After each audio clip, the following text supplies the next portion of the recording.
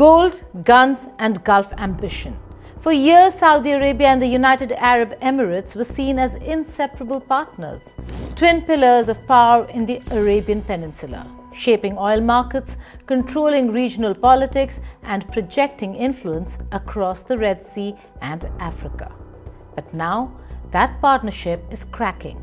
Proxy wars in Yemen and Sudan have escalated into open, deadly competition. Strategic ports, gold mines and corridors of influence, once shared ambitions, have become battlefields. What happens when allies turn rivals and the pursuit of resources outweighs loyalty? Can the Gulf survive a rivalry driven by gold, ports and power?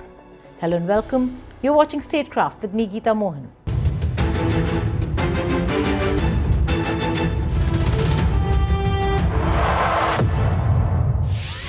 This isn't a story of ideology. It isn't a clash of personalities even. It is a collision over territory, ports, minerals and influence. And the stakes could redefine the Gulf for decades to come. For more than a decade, Riyadh and Abu Dhabi projected an image of near-perfect alignment. They crushed Islamist movements, dictated oil markets, blockaded Qatar, and presented themselves as the ultimate power brokers in the region. The two were often described as inseparable, strategic siblings bound by shared vision and capital, a mutual obsession with stability on their terms. But alliances in West Asia, the Middle East, are rarely broken by a single betrayal. They corrode quietly, layer by layer, over conflicting ambitions, proxy wars, and competition for resources. And then one day, the guns point inward. The rupture between Saudi Arabia and the UAE became visible between 2023 and 2026, moving from subtle disagreements to proxy confrontations and now open military actions. Yemen and Sudan became the arenas where long-standing tactical differences hardened into strategic competition. Well, as you know, that the Saudi Arabia and the Emirates having a security framework together with the GCC countries, and therefore there have been a friendly, cordial relation among them for years. However, after the coalition between the two countries in 2015 against Yemen, and then we saw that the Saudi have started accusing the Emiratis of unilaterally supporting the rebel forces there for the secessionist movement in the south of Lebanon, south of Yemen. They wanted to divide the Yemen. So Saudi Arabia felt that will be dangerous for its own national interest, and they thwarted the operation of Emirates, as been said, and they were able to shoot down or destroy the shipment of alleged shipment came from Al Fujairah, and then the armed shipment, and then the Emirates pulled out of the coalition and their forces from the region for a reason that they wanted to settle these issues with Saudi Arabia amicably. But I think the situation become more grave, but is yet to reach to a sort of a total boycotting between each other. Take Yemen first. Once a unified front against jihadist groups, it is now a battlefield of conflicting objectives. Riyadh seeks a unified Yemen under its influence, manageable, stable, and friendly to Saudi's security interests. Abu Dhabi, however, is pursuing a different vision: strategic real estate, ports, and control over southern Yemen through its backing of the Southern Transitional Council, or the STC. The STC represents more than a militia. It is a tool for Abu Dhabi to project influence over Aden, Mukalla, and Socotra. For the UAE, Yemen is not just a war, it is a map of economic and strategic corridors. Ports become leverage points, maritime routes become assets. The Red Sea, the Arabian Sea, and the Southern Gulf littoral are now under competing influence. See, the strategic relationship between Saudi and Sudan has been there for years, and even with the Arab countries. In fact, Saudi enjoy a good cordial relation with the government of Sudan. After the partition of Sudan and after the forces that been supported against the government by the Emiratis, I think the Saudi felt that this also having a great impact on the future of Saudi Arabia, because Saudi Arabia considers itself as the regional power of the Arab world, and also size-wise and also influential-wise all over the Arab and Islamic world. And when Emirates started growing also at the same level, there was a economic and political and strategic relation between the two neighbors.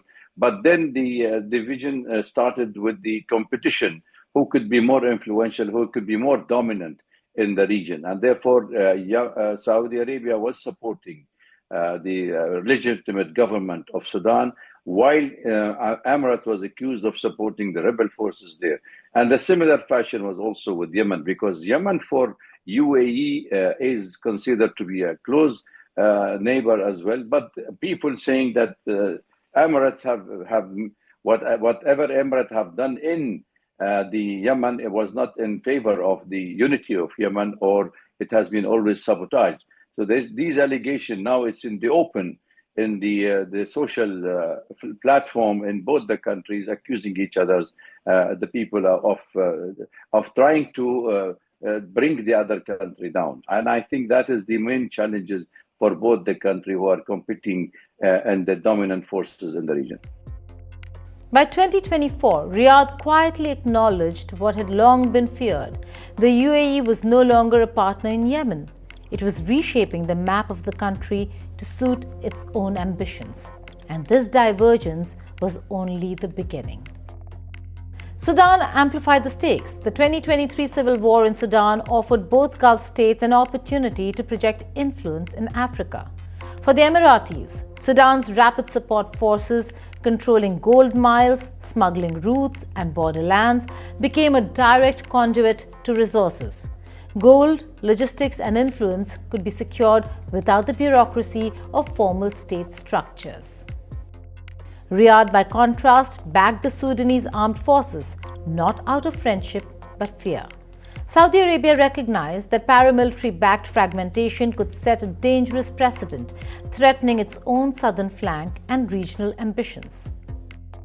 Sudan thus became the first unmistakable proof that Saudi and Emirati objectives had diverged. In Yemen, it was a clash of strategy. In Sudan, it was a strategic confrontation over resources, corridors, and control. The Red Sea, long a channel of commerce, became a theater of competing Gulf ambitions. Late December 2025 marked a turning point. Saudi intelligence tracked a shipment arriving at Mukalla Port, reportedly containing weapons destined for STC forces. Riyadh claimed the shipment was UAE-backed. What followed was unprecedented. Saudi aircraft struck the port.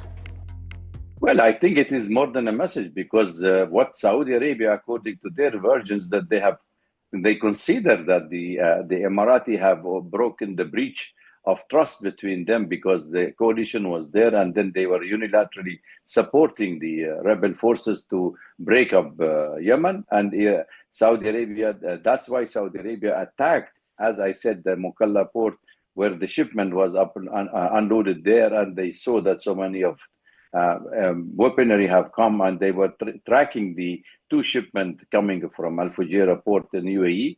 So I think this is the main cause for the issues, and I believe that the pullout, the fast pullout of the Emirati from Yemen, though they were part of the coalition forces and they were part of the request from the legitimate government there, but the pullout from this coalition at this stage is meant to ease the tension between Emirates and Saudi Arabia. But I believe the Saudi is taking it further more steps, and it may be more confrontation on the air in the coming days, especially in areas where they consider their conflict of interest is different, especially in Somalia, in Yemen, in Sudan, and Libya, and likewise. This wasn't symbolic. It was a clear message. Even allies are not exempt from enforcement when strategic interests collide. Within hours, Yemen's Saudi-aligned government demanded that all UAE forces leave, suspending defense agreements. Diplomats scrambled, Gulf markets dipped, and the fracture became public. The UAE denied the allegations, but the damage was done.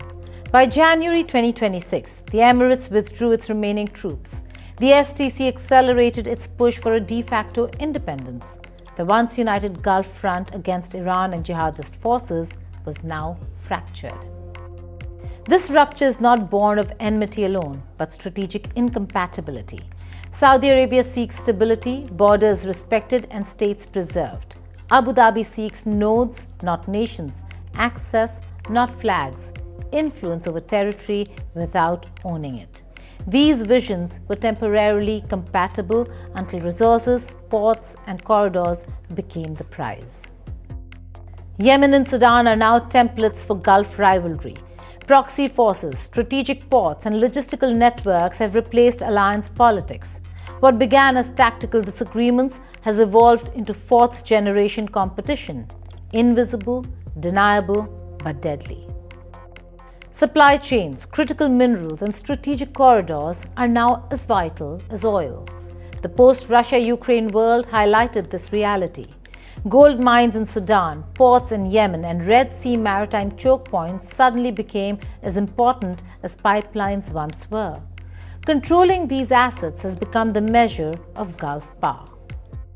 Well, I think your question is very important to focus on. This is not only for the regional powers, but also for the global power. And the United States always have been aiming Aden and Djibouti to create a military bridge between Africa and Yemen to close the Bab el-Mandeb. So they have a total control of the shipping, the global shipment from there, and oil and trade.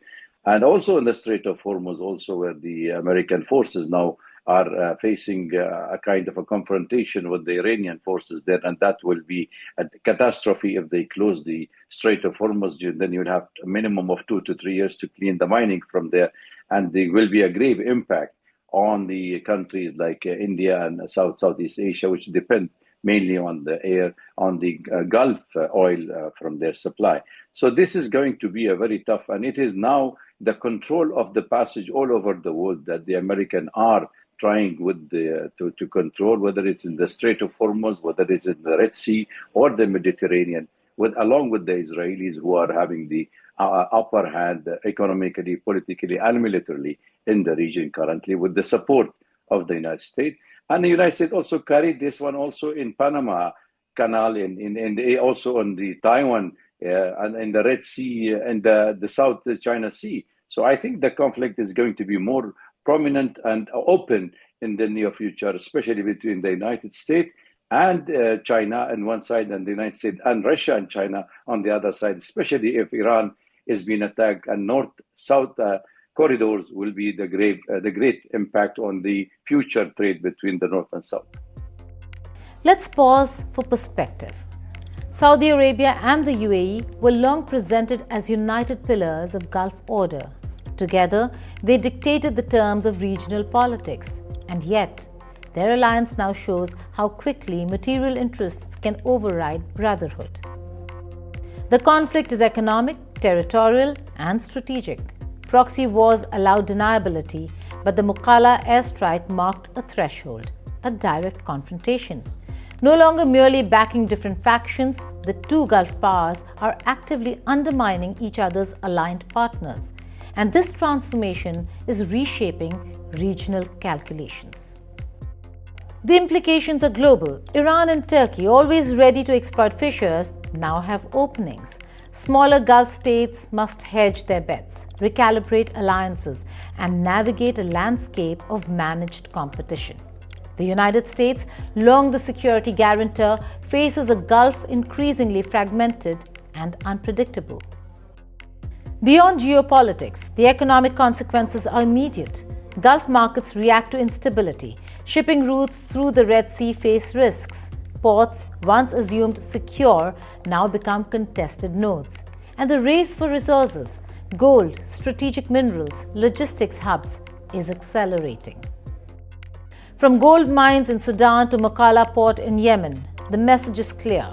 In the Gulf today, capital and access outweigh ideology and alliance. Strategic calculation trumps brotherhood. Saudi Arabia's cautious hegemon model, seeking stability, preserving borders, managing partners, now collides with Abu Dhabi's flexible operator strategy, seeking influence, nodes, and leverage. Where once they cooperated, now competition dominates. And unlike ideological wars, this is a material zero-sum game. The rupture also weakens Gulf Cooperation Council or the GCC. Economic competition is intensifying. Diplomatic cohesion is fraying. The once strong Gulf bloc now risks fragmentation under the pressures of resource rivalry and proxy competition. The cracks are exploitable. Rival powers can manipulate divisions, extend influence, or insert themselves into contested zones. Russia and China, quietly observing, could benefit indirectly from Gulf instability. External powers may also leverage the competition to gain a foothold in the Red Sea corridor and Horn of Africa. For India, the stakes are significant. A cohesive, stable Gulf is vital for energy security, trade, and Indian diaspora safety. The Saudi-UAE rift complicates strategic calculations, forcing New Delhi to navigate a more volatile Gulf landscape. I think India should stay neutral, and India is keeping an equidistance between the stakeholders and the parties, and I don't think India will side with any side, because India enjoy good relations with both sides. But the problem is not in the Gulf country. I don't think India will fall to the trap of any alliances. But the problem, I think the great problem will be if Strait of Hormuz has been attacked or Iran been attacked, where India will be the first stakeholder to suffer the maximum in any kind of ramification of such kind of an attack. Yemen and Sudan illustrate a new model of Gulf competition. It is neither open war nor silent partnership. It is managed rivalry using capital, militias, and logistics networks rather than flags and formal declarations. It is subtle, deadly, and long-term. This is not merely a diplomatic crisis. It is a transformation of Gulf politics, a recalibration of power, and a lesson in the limits of brotherhood when resources are at stake. Gold, ports, influence, these now define alliances more than ideology or history. Saudi Arabia and the UAE have not become enemies. They have transitioned into a phase of adversarial coexistence, competitive, calculated, and cautious.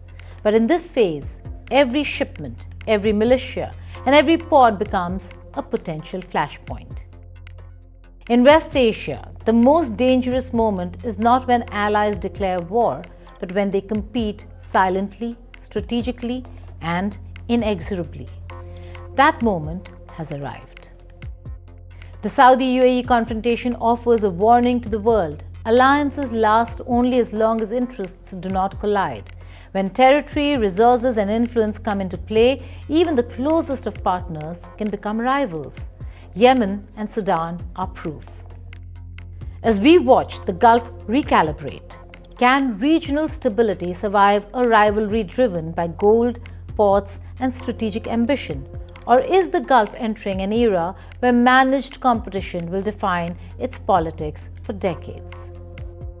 This is the story of a partnership transformed from brotherhood to competition, from unity to managed conflict. The implications are vast: longer wars, economic volatility, weakened Gulf cohesion, and opportunities for external powers to expand influence.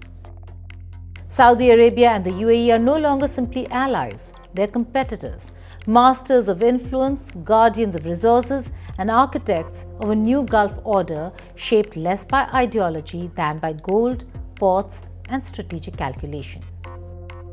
And for the rest of the world, the lesson is stark. In the Middle East or West Asia, wealth and geography can outweigh loyalty. The Gulf, long seen as a bastion of alignment, is now a crucible of rivalry, and the consequences are just beginning to unfold. From gold to guns, from ports to power, the Gulf has changed. Alliances are no longer guarantees. Interests are everything, and the cost of miscalculation for Saudi Arabia, the UAE, and the region could be profound. Thank you for watching Statecraft.